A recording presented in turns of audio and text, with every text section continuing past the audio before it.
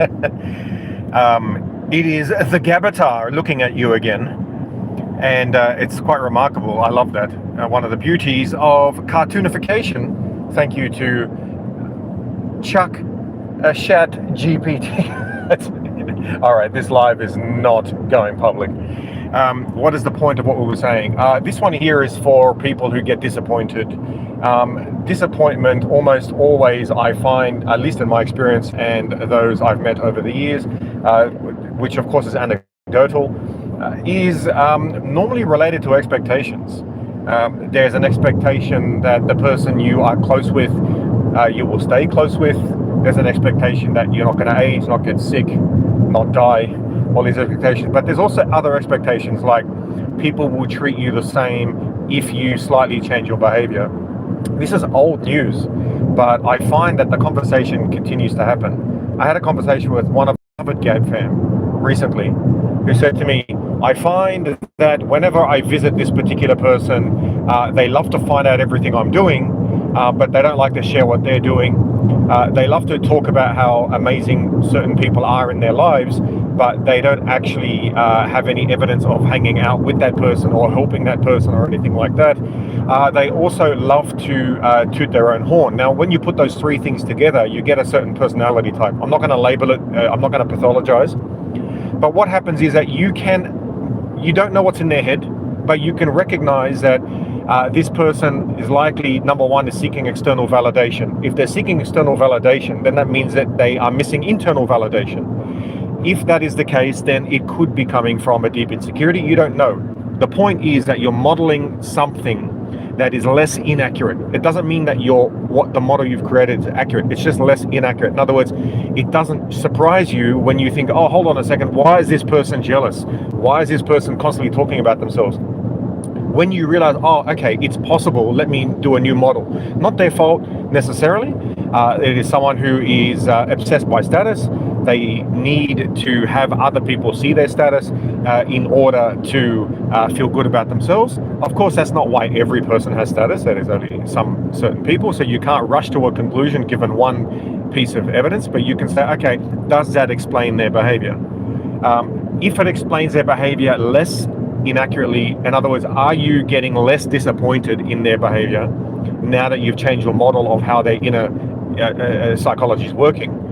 Then, okay, well, you've saved yourself a bit of disappointment. And why is that? It's because I define disappointment as a mismatch between what you expected and what the outcome was.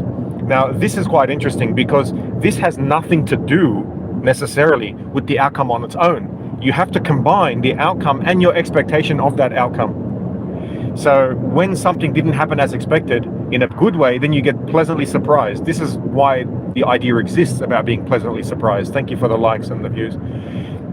But I hope, more importantly, that it helps others. This is something I heard when I was 20, and obviously it's been happening since humanity's existed, but we seem to forget. So we try to pass it on via whatever means we have necessary. The next thing is, for example, you might be helping family or friends and constantly helping them, and then the day you stop helping them, they stop talking to you. It could be you've been helping them for 20 years, 30 years, 5 weeks, and then you're like, wow, I can't believe that they were just using me. Well, the answer is that was always the case, but not in their mind. You can't blame the other person and say, therefore they're bad or they're evil or users. What is more likely is that in their mind, or say less unlikely, is that they have an expectation. Right? So, let's say it's a child with a parent and they expect the parent to wash their clothes and fold them. Well, the day the parent doesn't do that, they think, what's wrong with my parent? They don't think, oh, hold on, I was being selfish this whole time. I'm not saying that they were being selfish. I'm saying they're not going to think that thought, because why would they? They've had a certain circumstance normalized.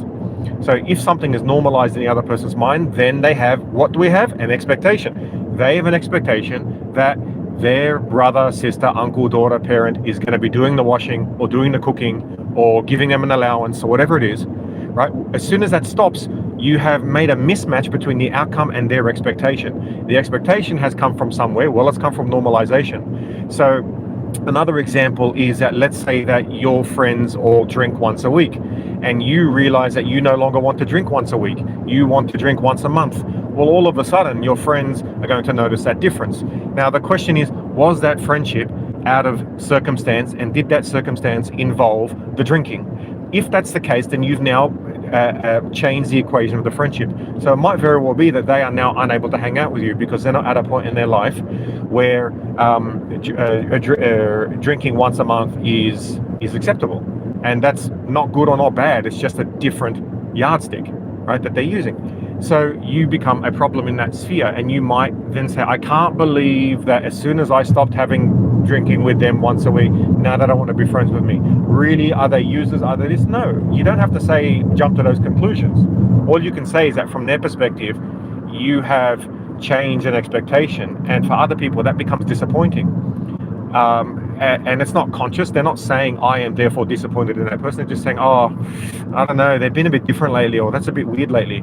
And so they are just less comfortable. They're not analyzing it the way we are here on this channel. So this helps me have more compassion for others and for myself. So if I am disappointed, I realize, well, if I'm disappointed, what expectation did I have that was wrong, that resulted in this disappointment? That's the question you can ask yourself. If you can ask yourself that, then you can ask it of other people. But you can't demand that other people change, or how dare they no longer treat me the same because I've changed. You've got to ask yourself, do I accept that I can change or others can change? And do I recognize that it's because of my expectation being incorrect, as opposed to forcing them to change to suit what you wanted to be true in the first place? Anyway, as always, take life one smack at a time.